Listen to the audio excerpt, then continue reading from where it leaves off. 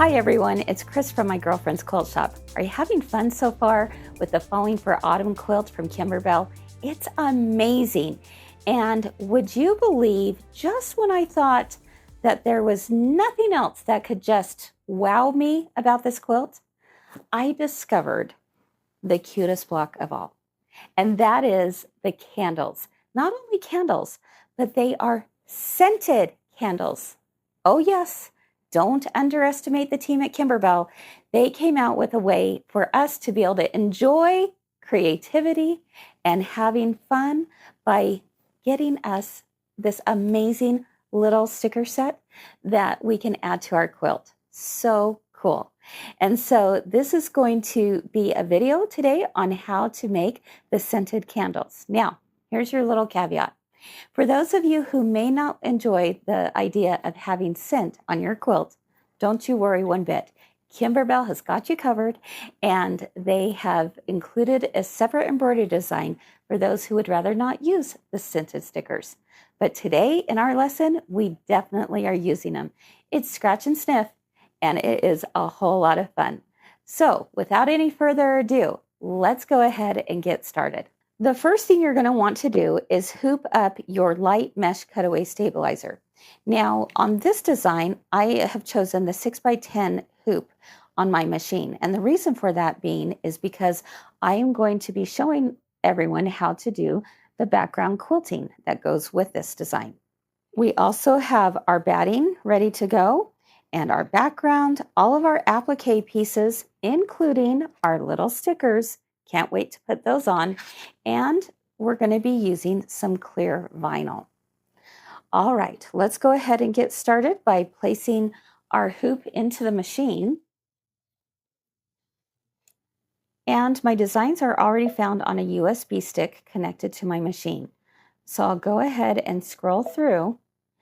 And the first thing I want to bring in is KDQ 216 because that is my 4x8 background quilting design.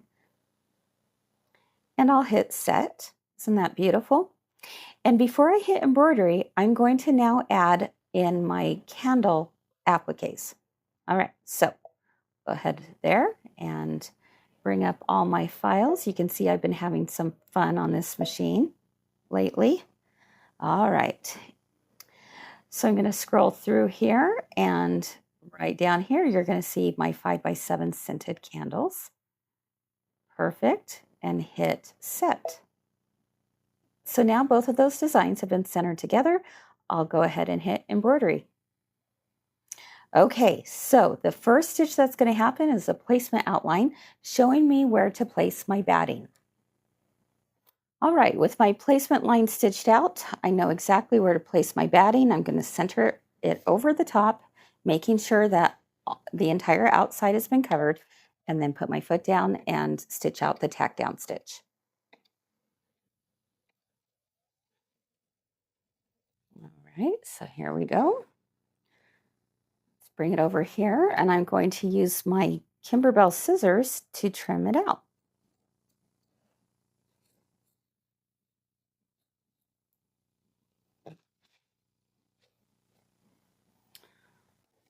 Okay, I'll place this back into my machine now, and it's going to do a placement outline just 1/4 inch outside of the batting so that I know where to place my background fabric.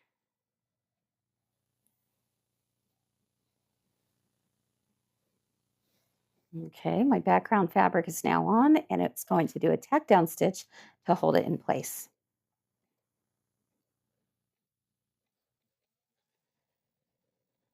You can see it's time for the background quilting. I absolutely love it. I changed my thread color to what I wanted it to be, and let's see the magic happen.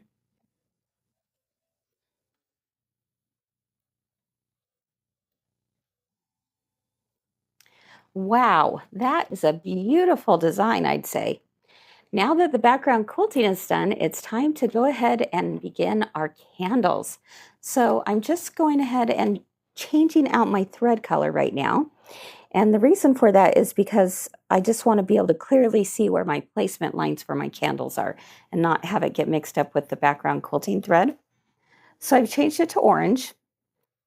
And we'll go ahead, you can see on the screen in front of me that it has the 3 jars and the outlines there. So that's what we're going to stitch. So I'll put my foot down and begin stitching.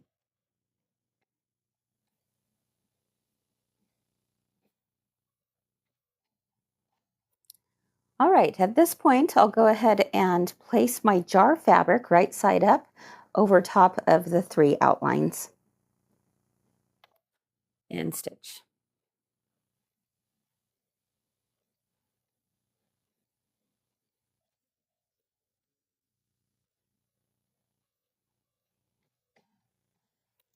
So now it's time to remove the hoop from my machine, and I'm going to come back over here to my cutting table and trim away the excess fabric from the tack down stitches. All right, it's now time to stitch out the satin outlines on my jars. So I'm going to go ahead and change my thread color, and I'm going to go with the warm gray again.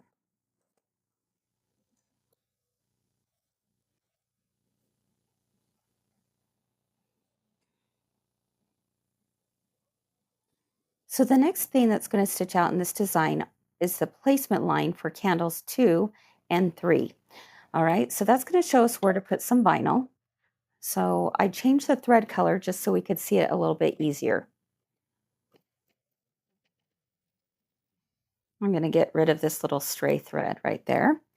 And now I'm going to take my piece of vinyl. Now this is a 1.5 by 4 inch piece of vinyl, and you may not be able to see it very well on camera. I'll try and get some light there, but I'm going to simply place this over top of where those placement lines are, and it's now going to do the tack down stitch. Now, something to remember is whatever color thread you want to have be seen at this point is definitely the thread color you want in your machine, because this is going to be your tack down and it's also your final stitch on the candles.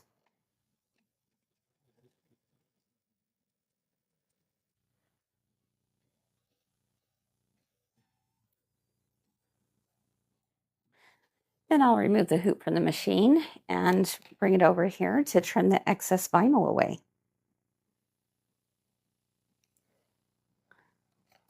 Okay, if you're following along with me, I'm going to go ahead and turn to page 52 in our book. And we're now on step number 6 here, where it's going to stitch the candle 1 placement line, and then we put the candle fabric right side up, and it will do the tack down stitch, and then we'll go ahead and continue stitching out each of the candles, each time changing the thread colors according to what the fabric color is. I'm going to have my orange ready because that's going on first. So let's bring it over here to the machine and load this, and let's let the placement line stitch out.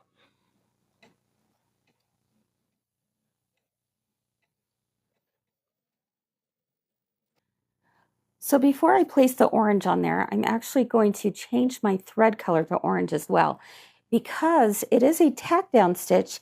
However, because the final stitch on it is a candle wicking stitch, it may have a tendency to show through what the tack down stitch is. So that's why I'm changing it to orange, so that it's the same throughout the design. Okay, so I've got orange thread in.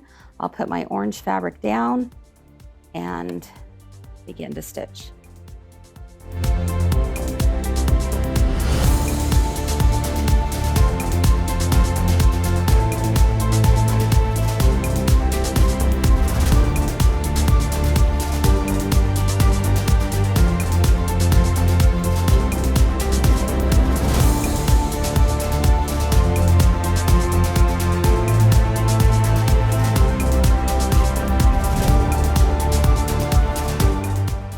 And now the candle wicking stitch will begin. And I'm ready to do the next candle, so candle number 2.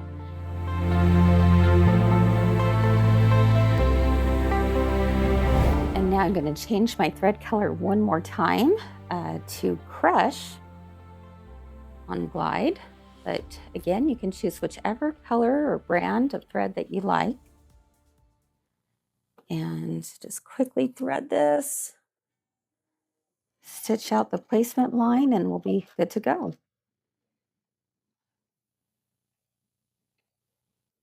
So now that our candles have been stitched out, it's time to do the flames. So I'm going to go ahead and change this out for the color ginger, which is kind of a really pretty mustard color here. And thread this machine and away it will go.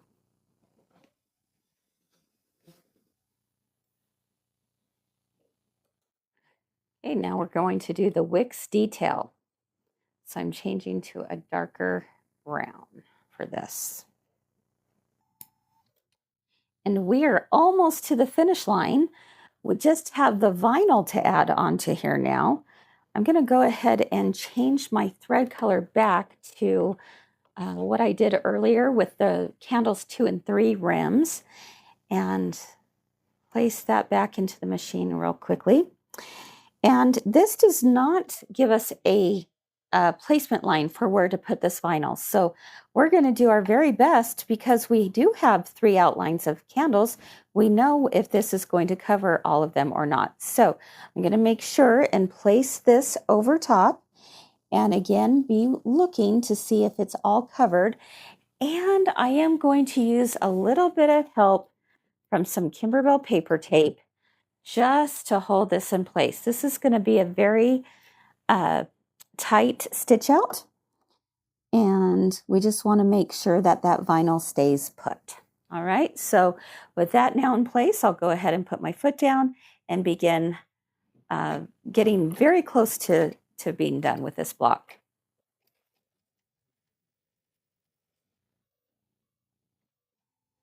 Now, when this last step comes, don't stitch it out. You'll see that highlighted in yellow on your book, but you do not need to stitch out the very last step. It's simply there for some digitizing purposes.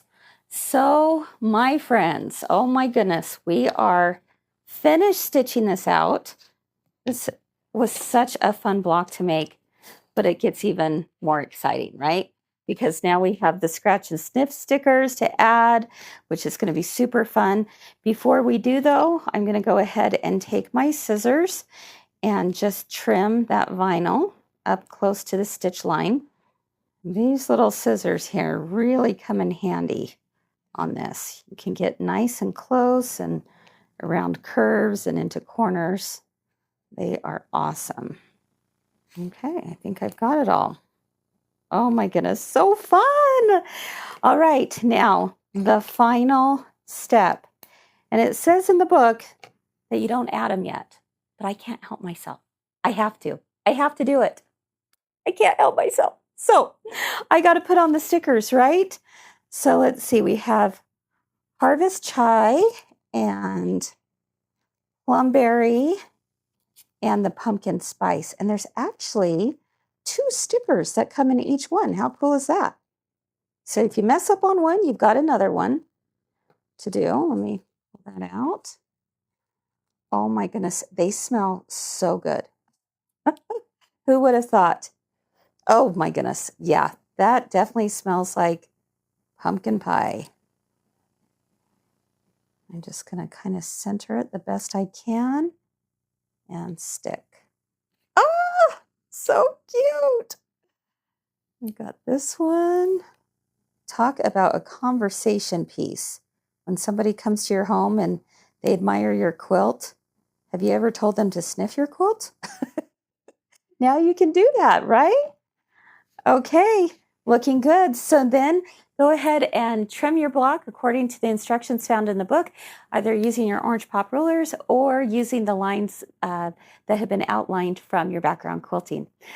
That's it, my friends. So much fun. So if you would like to be a part of this amazing quilt from Kimberbell Designs, again, it's called Falling for Autumn. You can find your kits, the backings, the everything, stabilizers, design CDs, books, you name it. You can find it all at mygirlfriendsquiltshop.com. Happy sewing, and I can't wait to see your photos.